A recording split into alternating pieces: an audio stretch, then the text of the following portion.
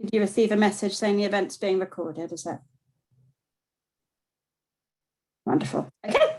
Well, welcome to our book launch. Today we're going to be launching a brand new book that's publishing in just the next couple of weeks. I'm delighted to have with us today Steve Waters, the author, and also a number of people that have contributed to the book. The book is called Cultures of Staff Wellbeing and Mental Health in Schools. So we've titled the launch pretty much after the book, as you would expect. And here's just a couple of slides with some notes. So just in case you haven't been to a Zoom meeting before, just so you know what to expect. You should be able to see and hear myself and the panelists. You won't be able to turn your own video on or speak, I'm afraid, today, because this is a webinar rather than a meeting. We are recording the event, so you will be able to watch it back and share it as you please afterwards. We're going to be sending the recording in the next couple of days to everybody that's registered for the event. So if there's anybody who's registered and unable to make it, they will still get to listen to the conversation today. If you've got anything open on your computer that uses a lot of connectivity, you might want to just close it down just to make sure you get the best experience. In terms of how you can interact with us, we would encourage you to use the chat box if you're just wanting to make comments. If you'd like to ask a question that's actually going to be put to the panel, then please use the Q&A box. And there should also be a feature in the Q&A where you can see the questions that other people have put, and you can tick and upvote those. So if you think it's a really good question, I'd quite like to know the answer to that, please check next to the question, and that will make it easier for our chair to then put the questions to our panel. Okay, so without further ado, I will introduce our speakers today. I'm absolutely delighted that Professor Dame Alison Peacock is joining us today and is going to be chairing the book launch and the discussion for us. I'm sure she needs little introduction since she's so well known, but Alison is Chief Executive of the Chartered College of Teaching. And prior to this, she was Executive Head Teacher of the Roxton School. And she also holds visiting lectureships with the University of Hertfordshire and with Glendower University. I'd also like to introduce Steve Waters, who is the author of the book we're launching today. So Steve is founder and CEO of the Teach Well Alliance, which supports schools, and he works with a number of the head teachers, and around 30 head teachers have contributed to this book, thanks to Steve's wonderful networks. He's got over 45 years experience in education, and I'm sure we'll have some fantastic advice for those of you joining us today. Also, in brief, the rest of our panel, I'm afraid I don't have a lot of background on these people. I'm hoping they will give you a brief introduction themselves once we hand over to them. I have Sunita Bagri, who is a former primary teacher. She's a founder of the Every Teacher Matters Network, and she's also Steve Waters' business partner. Welcome to Sue Plant, who is a head teacher for John Taylor Free School. Welcome to Lorna McLean, who's head teacher of the King Edwin Free School, and also to Dan Clausen, who is Wellbeing lead for Desborough College. So welcome to all of our panelists. I'm going to hand over to Dame Alison Peacock now to chair our wonderful discussion and hopefully bring in some of your comments later in the hour. Thank you so much for joining us. Thank you, and thank you very much, Bryony, for introducing this event. So Steve Waters is a member of the Council of the Chartered College of Teaching, and he said to me very early on, Alison, I'm writing a book. Might I send you a copy? Would you like to have a look at it and see if you might make some comments and offer me some endorsements? And I was absolutely bowled over when I began to read the manuscript. The contents of this book are really very important, I think, because what happens is that we have a collection of stories of real schools with real nitty-gritty experiences and trials as well as successes in terms of what school leaders and colleagues are doing across the country. And we're really privileged this evening to have some of those colleagues who've joined us for the book launch, which is fantastic. And we'll be coming to each of them to share some of their insights. And we're really keen as well that, the participants are, as Bryony has said, the participants place questions in the chat because we really want to help you in the best way we can. But if I come to you, first of all, Steve, before we start anything to do with the book, why is this such a passion of yours? Why is well-being and mental health so important to you? How did you get into this area? So I've always been interested in psychology, and it was one of the subjects I studied in the humanities degree. although I only studied it for 2 terms because I was focused on literature and history. And I've also got personal experience of mental ill health. So from the age of about 16, I suffered several serious episodes of depression and battled with depression and, to some extent, OCD when I was 16, and when I moved from one area that we'd always lived in all our lives to a new area. So while I was teaching in each of the 3 schools, I had a depressive episode. Fortunately, the schools themselves were very understanding. There was no pressure put on me to return until I was well. And I was very fortunate in being supported, because if I hadn't been supported, and sadly, I do come across cases of teachers who aren't supported, I would have left the profession. It would have been impossible for me to carry on. And then in 2008, when I was a local authority consultant, I had a very serious episode, partly triggered by a divorce, and I spent 3 months in hospital on a psychiatric ward. It nearly cost me my life, but while I was in the ward, I was treated. The conditions of the ward weren't exactly a 5-star hotel, but I was treated with compassion, and I believe that the treatment that I got in that hospital turned a corner, because what they were able to do was to diagnose me as having bipolar disorder, whereas previously, because I had had severe depression, I was diagnosed with depression. They were able to pick out that following a depressive episode, I would have a corresponding episode of manic activity where I didn't sleep, where I was indulging in risky behavior, where my finances just went out of the window, and where I didn't need sleep. I mean, literally, I was operating on 2 hours sleep a night, which obviously is not good. And so because of that diagnosis, I was then able, because I was in hospital, to try different sorts of medication in addition to talking therapies. And they found a combination which worked. And I accepted that I would be on the medication for the rest of my life, which I am. So when I reflect on my experiences, then the 2 positive experiences I had were that the schools themselves were very supportive, and also the treatment that I got in hospital was excellent. And since 2008, I've been well. I haven't had a repeat episode.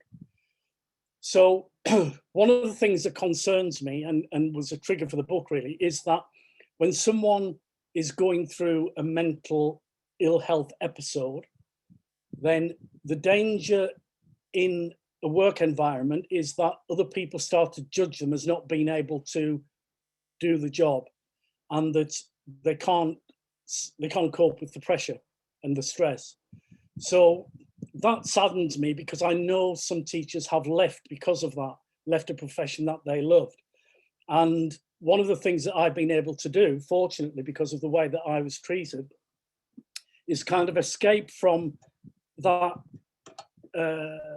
situation.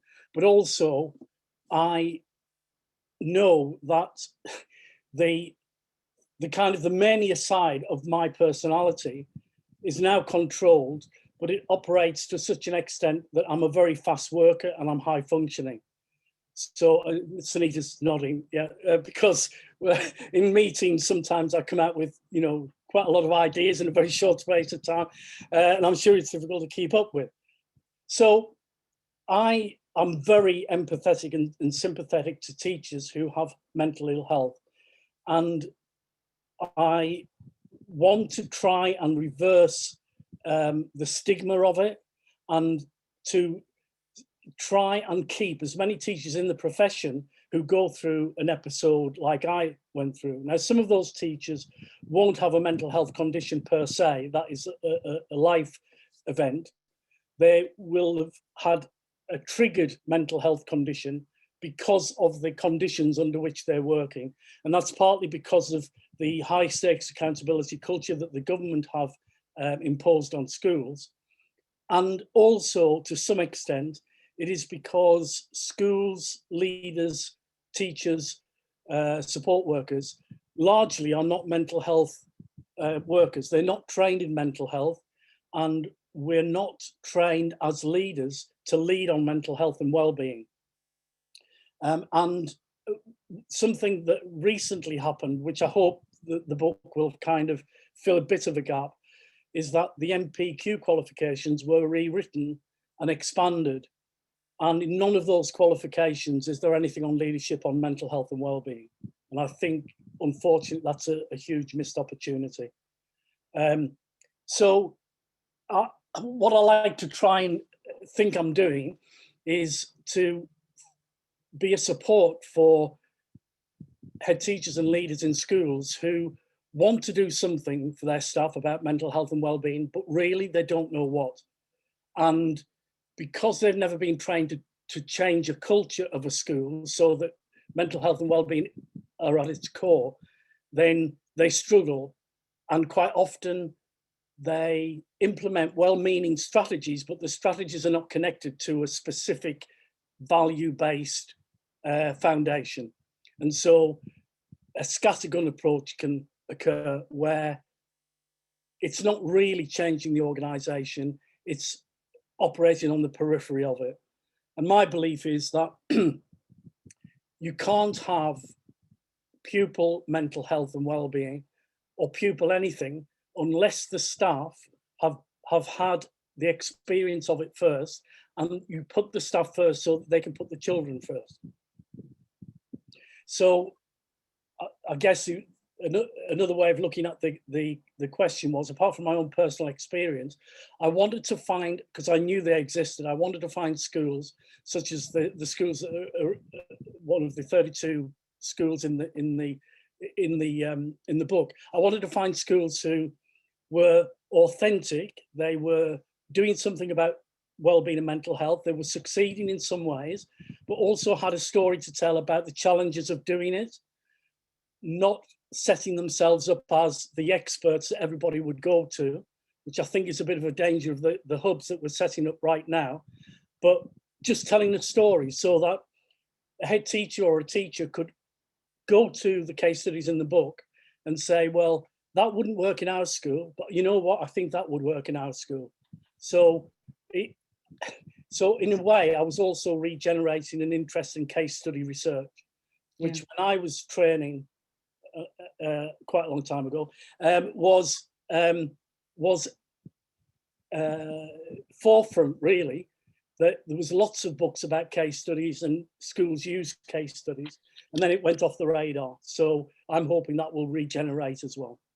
I think you're absolutely right. So I think the stories of practice that are shared within the book are incredibly powerful and diverse, and they're not shiny stories. They're not sort of glossy stories. They are from the heart, and that really resonates.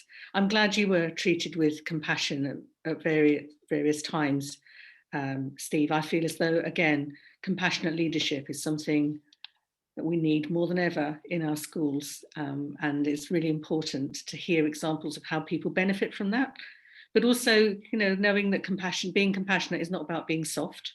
No, it's about a form of strength, actually, to be able to support others. Thank you so much. So I'm going to come to each of my panelists who are sitting there waiting for questions. If I can come first of all to Sunita, if that's all right. Paul Whiteman, who is the General Secretary of the School Leaders Union, the NAHT, has pointed out about the potential for high attrition rates from head teachers following the pandemic. I myself have talked about the fact that I think when we're in the middle of a crisis, if you're in a leadership position, you are probably bound up in the whole kind of sense of needing to do your best and trying to do your best. It will be at the point, won't it, when everything feels as if it's calmed down, that we risk seeing a real exodus of head teachers and senior leaders from the system. What do you think we could do to try to prevent this situation? You're on mute, Sunita. Sorry. Thank you. Famous quote of the pandemic, isn't it? There's lots of things that I believe we can do. I'm delighted to see the staff wellbeing charter. I think that's something that's going to make a big difference. But I just hope that it speaks loudly to the well-being of head teachers themselves. I speak, from experience and being a former head teacher myself. And actually, I'm one of the facilitators on the peer-to-peer support, which is offered by Education Support. And this information really comes to me firsthand from the head teachers themselves. Prior to the pandemic, we faced dark days. I certainly did when I was in my role. So I can only imagine what head teachers who are leading schools or have led through this pandemic must be coping with right now. So one of the biggest things that is coming out, which is of great concern to me, is that alongside this huge burden of accountability, it is the responsibility that head teachers carry for everyone. I've had head teachers telling me how guilty they feel for stepping away from their desks to even take a lunch break or going for a walk or working from home and so forth. Whilst, of course, we must educate our head teachers about self-care and giving them the space, as we do in coaching or facilitation, about coping strategies or giving them peer-to-peer support, we also need to shine the light on the importance of well-being of the head teachers themselves, so that governors have a very good understanding and staff at ground level can also appreciate and respect the load, the accountability and the responsibility that a head teacher carries. So some of the things that I think we still need to shine the light on is dedicated wellbeing time for the head teachers, and that could be the senior leadership team as well, but I think we must start with the heads themselves. And this should be agreed and advised by the governors, that it has to be done in unison with them. Coaching, supervision, facilitation, headspace programs, the opportunity for flexible working would help.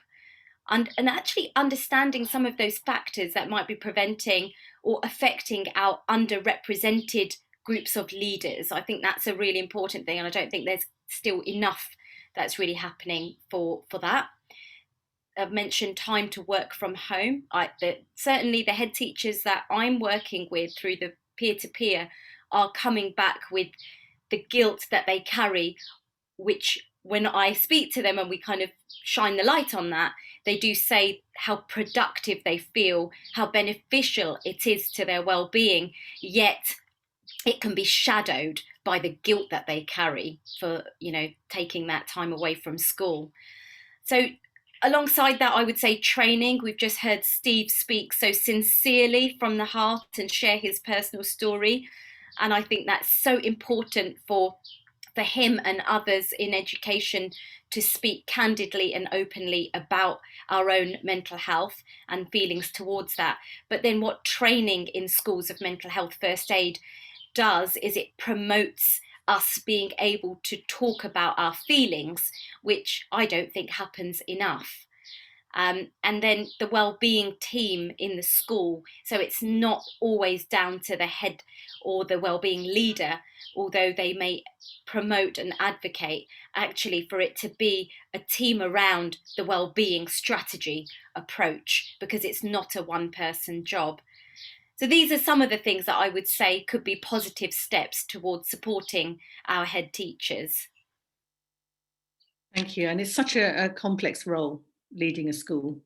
It is. And the idea that you have to be the one that has the answers for everything. No, you don't have to have the answers for everything, but it's great if you've got people around you that you can point to and that you can ask people to help, so that everybody is working together. I think that's really essential. Now, we do have a head teacher with us this evening. So Lorna, I've got a question for you if I can come to you. Thank you so much, Sunita. So Lorna, your chapter, you focus a lot in your chapter on teamwork, routine, clear expectations. Why are these things so important to developing well-being? Thank you. That's a interesting question. One of the things that I found when I took up this role was we had quite a small team, quite a small school, very needy students and staff that really put their absolute all into it. And at the end of every day, you could see the staff were just wrung out. We spent lots of headspace trying to think of creative solutions to some of the things that we were dealing with. And that takes a massive toll on people anyway. So what we set out to do together, because although I was really fortunate, I think I put this in there, I was really fortunate to be able to forward the chapter. It really was about all of us and the kind of the journey we've been through over the last 5 years or near enough 6 years. So as much as possible that we could make routine and make predictable, which works really well for our children, actually works really well for us, and that's what we set out to do. So although we could have done some really exciting stuff, and we all love exciting stuff, and we all love an initiative, and we all love a project, and it's brilliant, and you start this, and actually without being really boring. I've got a colleague who, I can quote them, we do the boring stuff. If we're really, really boring and we're predictable, and there are lots of proper theories around it as well, self-determination theory. There's lots of things on the Flourishing at Work report that are very similar. We're very boring, very predictable. People understand that they can contribute, how they contribute, what that looks like. They're proud of the things that they do, and it's very easy to do that. So instead of, to quote Steve, instead of going for a scattergun of, well, we'll do this and we'll do this, and we'll do this for staff well-being, today we'll do this with the kids. We've just very much focused on pulling together, making sure we know exactly which direction we're going in, and then all of us going there and being really proud of getting there. And some of us might have fallen off the side of the ship, and we've just pulled them back up again. And we have good days and bad days, and the pandemic's been interesting, because we split as a school, and therefore I had probably 4 principals that were leading the school on various weeks, and we're all working together to be able to do that. Every single staff member stepped up. But they're able to do that because I'm not going to say we don't do anything exciting, because lots of the things that we do are exciting, but we don't do anything on a whim. We don't take any knee-jerk reactions to things. And so therefore everything that we do should be fairly well steeped.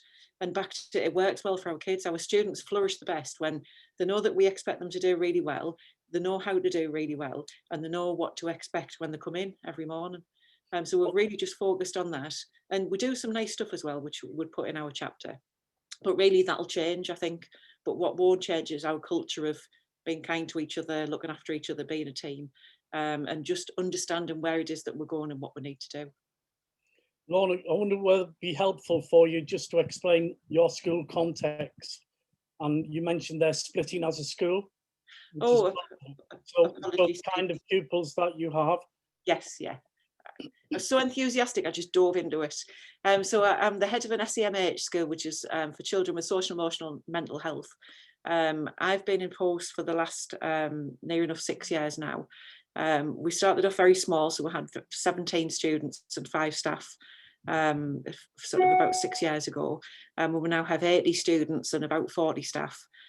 So because of the size that we are, which is very small compared to mainstream schools or even other alternative provision schools, so we are very small, but we've split into 3 different schools to allow some management through COVID, some ownership for each of the senior leadership team, and just some very close working relationships for team members, sort of due to the last sort of COVID period. Prior to that, we were one, a big happy school with different children in different phases. So we are all through as well. But as with everybody, we've had to adapt and adjust and go into that crisis management mode.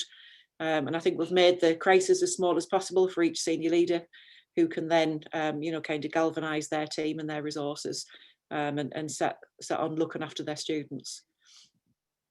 And essentially, it strikes me what you're talking about here is building a culture of emotional stability. Yes, yeah. Everybody knows what to expect. Yes. And that's so important, isn't it? When you've got youngsters who perhaps find self-regulating their behaviour challenging, So being able to be in an environment where you can anticipate what's going to happen. Now, I mean, you've obviously responded in a very personalised, individualistic way to the needs of the pandemic, and clearly, at the point of the pandemic, with your youngsters and your colleagues, being the ultimate leader of trying to take your school through, who knows what was going to happen. It must have been very challenging for you personally. How did you, Lorna? How did you respond? As we were all across the country listening to the PM telling us this was going to be a time when maybe our loved ones would be lost and so on. How did you personally respond at that moment? Reached out to other wider team members. So we're very fortunate in that we live in a fairly small area. We're a fairly close-knit wider team. So I have good trusted colleagues within the local authority, good trusted colleagues in other schools. And it was very much about picking up the phone and saying, I have really no idea. I think this is what we should be doing. You know, I've got the support of a larger organisation, but they're based in Scotland, so they have different rules and regulations. So just being able to talk to colleagues more widely and you know, work with my senior leaders in school for them to do the same was, I think, the thing that made the difference between absolutely floundering, because you know, on a hairpin it could just go completely wrong and you could make the wrong decision. And I think the other thing that was really important was, once we'd made a decision, and we always made those as a team, and we made sure we communicated everything to everybody, and you know, tried that over communication so that people felt secure and knew what was going on, not being afraid to change our mind and do something else if that was what was necessary. So wouldn't falter from, you know, the core direction, as it were, but it was okay. I think at the beginning we'd said, right, let's make sure we keep as many of the students in as possible, and we all agreed about that. And then actually the riskier things we're getting, whilst we wanted the students to be in, the were safer at home. So that was really an about turn, but we agreed that together. And you know, the staff didn't kind of say, well, you've changed your mind, you know, you said something different yesterday. They were you know, completely understanding that we were as much in the dark as they were, but that we're going to look to every source of reference that we could, and we bring back the information to them and make a decision based, you know, kind of around the best things that we could. Thank you. I mean, I think that sense of collaboration, being able to ask for help, is, again, it's a sign of strength. It's not a sign of weakness. Isn't it interesting? The kinds of things that we tend to think are soft skills are actually the ones that we really, really need when things get tough. So being able to ask for help, listening, being able to change direction, again, a real strength to be able to do that. And also to take people with you on the journey, to be able to help people see the reason why, to make collective decisions where possible. All of these things I just heard you talking about in a very powerful way. So, and you can see, colleagues, you know, this is why these stories and these chapters are so compelling. Thank you so much, Lorna. We're going to move to Dan now, otherwise he's going to sit there thinking, is she ever going to come to me? Are we going to get to 5 o'clock? And I'll have been sitting here for no reason. Absolutely not, Dan. So you lead, is that right? You lead on well-being in your school. What's been the most significant learning for you in this particular field? Yeah, thanks, Alison. Just for context for colleagues, I'm in a secondary school, an all-boys secondary school of about 1,000 boys, and my main role is assistant head teacher, but I picked up the wellbeing lead a couple of years ago, and I think, yeah, thinking about learnings, for me, it's that well-being is a very personal concept, and I learned that quite quickly, that well-being in itself means different things to different people, but also it's going to look very different to each person that you come across. And as somebody who then had to champion that and lead on that, it became difficult to think, well, what am I going to do when everybody has a different view on what this means to them? So I was really certain that it couldn't be a list of activities. It couldn't be about, you know, yoga on a Friday and getting out the door and breakfast. And as nice as those things are, that might be one person's nightmare when it comes to well-being, this forced fun. So that was a big learning. It had to be about more than a list of activities. It had to be about a commitment that we were making to all of our staff, that well-being was important to us, that it was going to be a culture change, that we were going to get it wrong, and then we were going to get it right, and we were going to get it wrong again, but we were going to keep at it, and that we were going to, I guess, just be relentless in our pursuit of that. We wanted it in our DNA. But I remember at a time when we were introducing, it was yoga, and we were introducing out the door before 4. And you know, staff were saying that I just don't want to go home. Like, you can't chase me off site.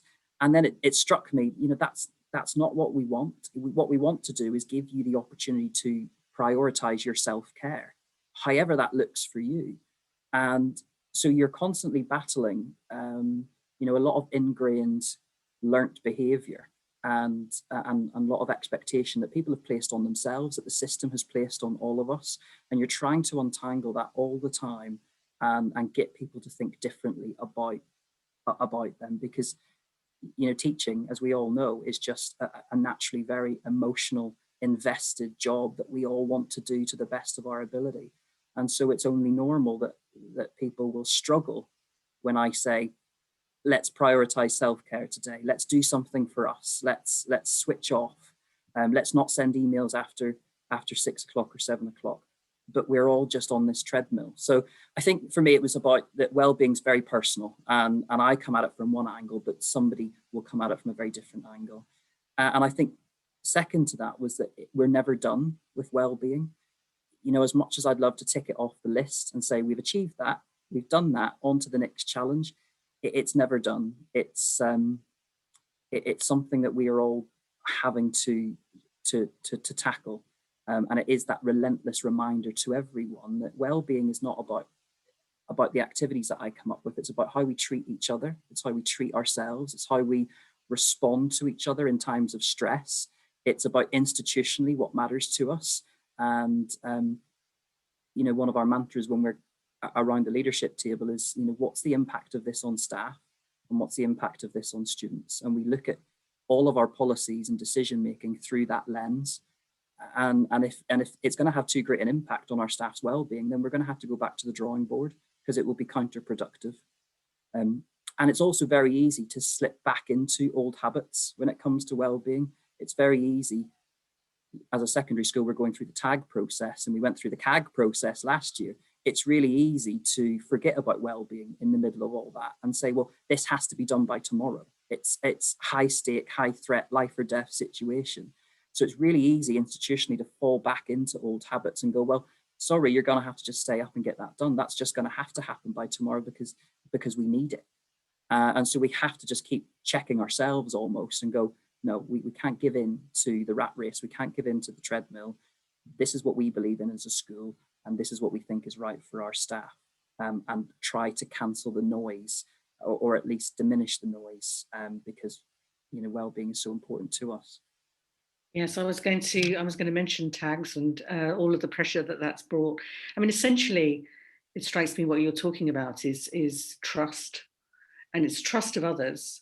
It's the senior team's trust of colleagues, but it's also trust for yourself that actually enough is enough, and it is a constant process. I absolutely agree with you. I think pretty much all of the stories in the book similarly show that no one feels they've sorted it. No one says, oh, good, tick, well-being done, everybody's fine. Thank you very much, Dan. Thank you for sharing that. Now, we've got some questions in the chat, and there's one particularly for you, Steve, that talks about the honesty that you show. At the beginning of this event, you talked about your own mental health struggles, and the colleague who's posted the question has said, you know, it's really difficult to talk to colleagues if you've experienced something that you're not quite sure how that's going to play out if you talk about it in public. Do you have any advice around this, Steve? Well, I mean, before you talk about something as personal, you have to be sure that the people you're talking to are going to receive it in the way that it was intended.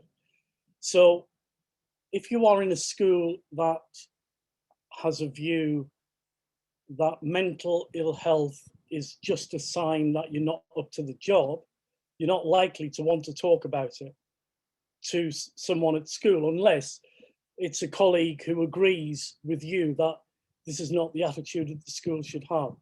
So, but it is important to find somebody to talk to, you know, whether that's a GP, whether that's been referred to mental health team, whether that's been referred to a psychiatrist.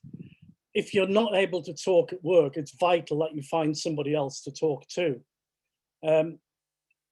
If you're in a relationship, then and that relationship is working, then you would talk it through with your partner.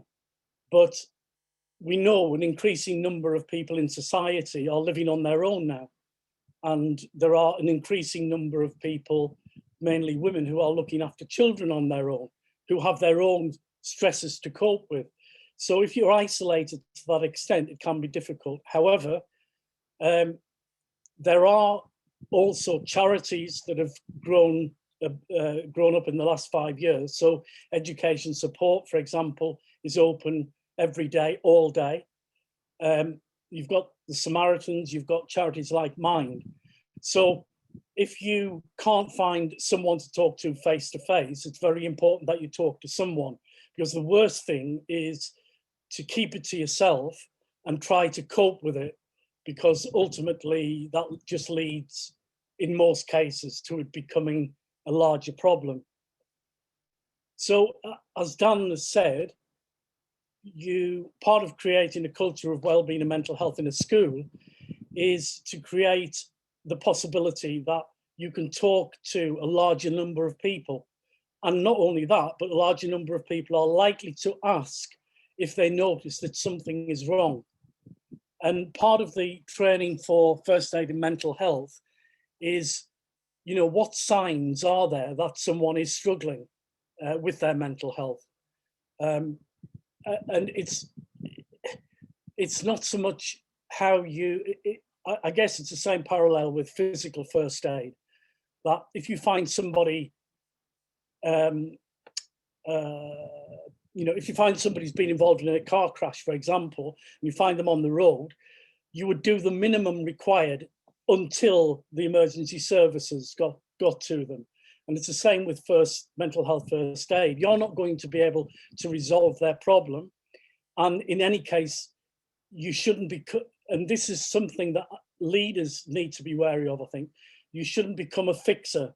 You're not the fixer. Somebody else, the person who has the mental health problem or issue, is the fixer. They can only fix themselves. Other people can help. Your job is to have a holding situation where you can support and listen to them, get them to talk, and then signpost them to other sources of support. So this is why it's so important to have a culture where everyone can share their doubts, their stresses with everybody else. And I often quote the example of Vic Goddard, who is head teacher of Passmore's in Essex. And Vic is an authentic leader. He will tell his staff when he's struggling. And there's two examples I can give that he's shared during the presentation. And one is that he tells the staff, look, I've had a really rough weekend. I've been working on the budget all weekend. It's a nightmare. I'm trying to get the books to balance. I didn't sleep very well. I'm really stressed. So if you see me around the place and you think I could do with a hot drink, then would you make me a cup of tea? Because that would go a long way.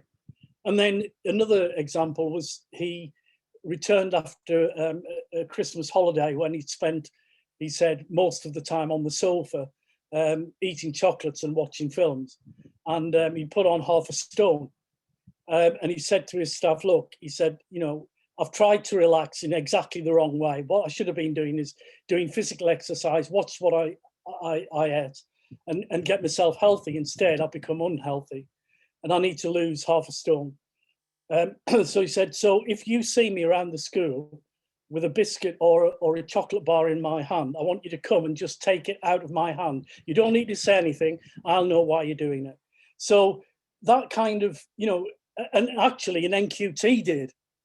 She saw him eating a chocolate bar on the corridor and just walked up to him and took it out of his hand. So that kind of authenticity where you say, I'm a human being and I've got my own stresses and sometimes it just gets on top of me. It means that other staff want to help because the leader's not saying, I'm a superhero and I'm running this school. They're saying, I need help as much as everyone else. And if we help one another, our school will function as a supportive community. And in fact, it does. It's a form of love, really, isn't it? Yes, it is. That you're able to create that community that becomes like your second family. Yeah. And and a lot of teachers in the school have been teaching for a long time. I talked to two of them. They were both PE teachers. One was a PE middle leader. And I was just passing conversation. I said, so how long have you been in the school? One of them said 15 years, and the other one said 9. I said, right, that's unusual nowadays. Have you not kind of thought about teaching somewhere else? And one of them said, why would I want to teach anywhere else? This is a brilliant school to work in. So instead of going for promotion into senior leadership and moving schools, they were saying it's much more important that I love this school and I'm looked after and have a really great community in which I work. So, the other thing, sorry, I'll just, before I forget, what I was also thinking as Dan was talking was, of course, the 32 people who've written these chapters have not read anybody else's chapter yet either. So what will happen is when they read the book, they'll be dipping into other people's case studies and seeing if there are things that will work for their school out of what other people have done. So that's an interesting, because the chapter authors have only seen their chapter, nothing else. So it'll be interesting to them to read the rest of it. There you go. You're in for a treat. When the book finally arrives, you're in for a treat to read it all. Now, Sunita, we've got a question. Thank you very much, Steve. We've got a question that's come through from someone saying that they've been asked to take on the role of mental health coordinator for the students. What about the staff? And what would your response be to this? Should we just focus on the students, or is this actually a whole school issue? No, not at all. It's a whole school issue. Steve said it at the beginning. We have to see student wellbeing and staff wellbeing as two sides of the same coin. It has to be viewed that way. There is no, Steve said it and I'm reinforcing that message, there is no student wellbeing until we get the conditions and the environment and the culture implemented in the right way for the staff. And Dan said it himself. It was really powerful, Dan, when you said, we look at what the impact is on the staff and we look at what is the impact for the students. They've got it all wrong, I'm afraid, Greg, and you're going to have to take the bull by the horns. And I would say go and, show them the staff wellbeing charter. You've got a great document there to go in with leverage. Are they going to sign it? Because it doesn't sound like they're able to, the head teacher's in a position to be able to sign it at present. So I would definitely go in with that. But no, it has to be an immersive process. Just on that, that's great, Sunita. Obviously, I fully agree with you. Just by coincidence, I've got a clip, which is literally 90 seconds, of Jeremy Hannay being interviewed by me. Jeremy is head teacher of Three Bridges in London, and his verbatim interview is the first chapter of the book, and you probably will be able to understand why. So in this clip, Jeremy is talking about that precise relationship between staff and student well-being. So I'll just share my screen. Hopefully this is going to work.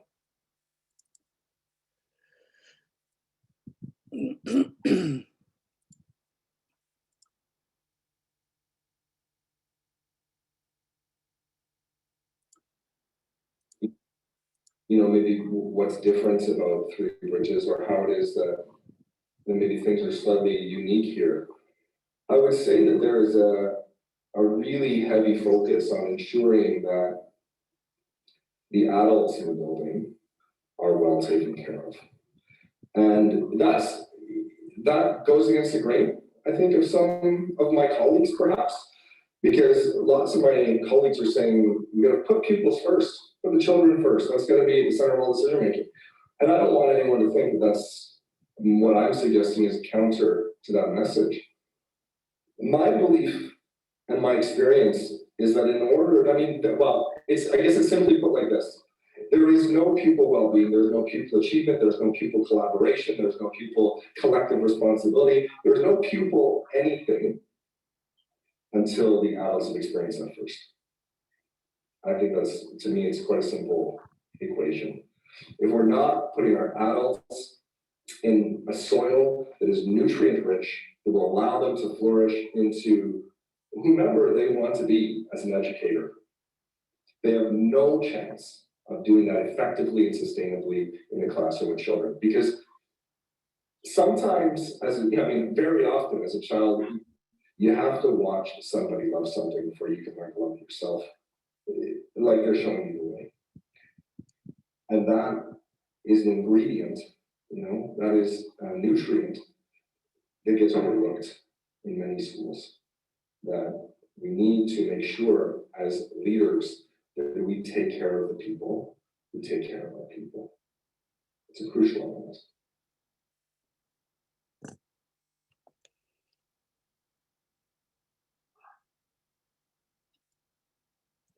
Okay, so that's kind of summarizes that quite nicely, doesn't it? And just for the record, Jeremy has rejected all forms of high stakes accountability. As you'll read in the book and in the interview, he calls Ofsted the root of all evil in the teaching profession. And he makes other scathing remarks, like, if you want the fancy badge, that's great. I'm not interested in the fancy badge. I won't have a banner outside of my school saying, whatever.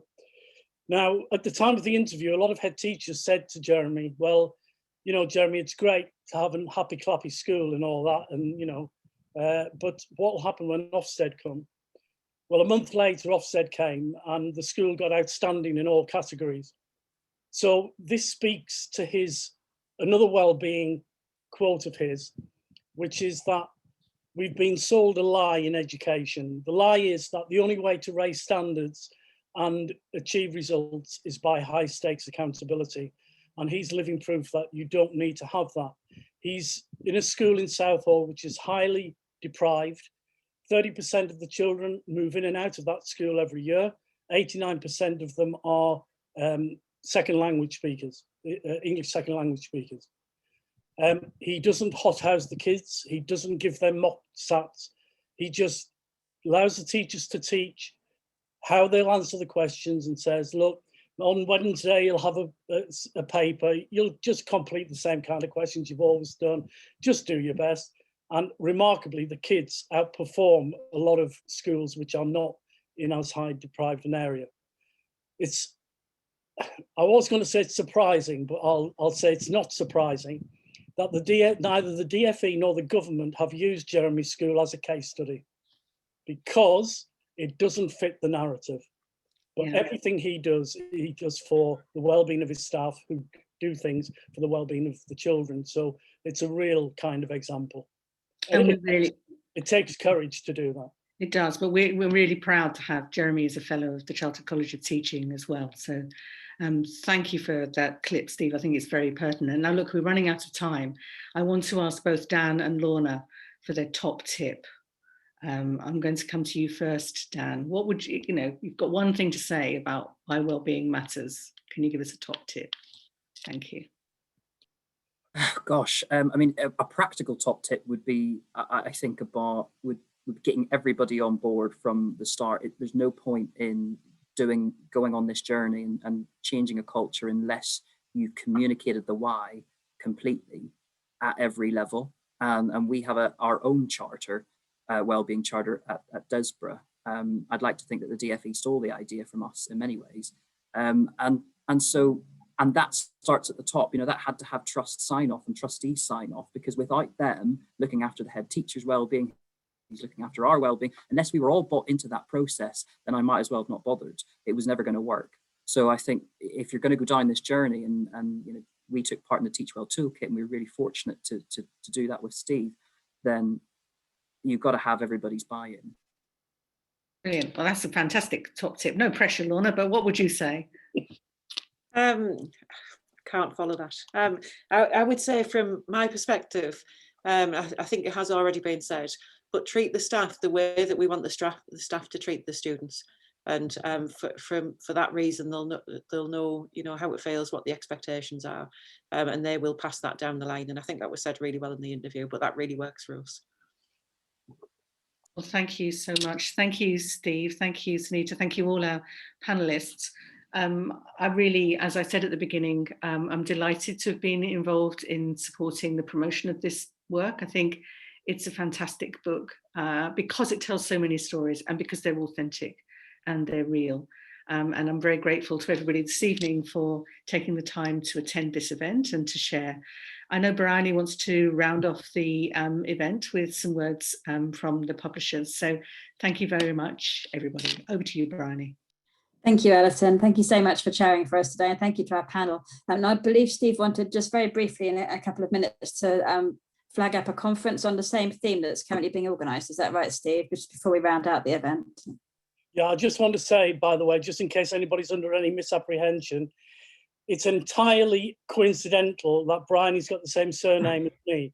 So it's not a kind of an in-house thing, you know, not like the Tory government giving contracts to their mates. We've never met each other. Yeah, sorry, what was the question? I've forgotten now. Just, you wanted to mention a conference that you're planning for next month, I believe. Right, yeah. So it's been well publicised on social media.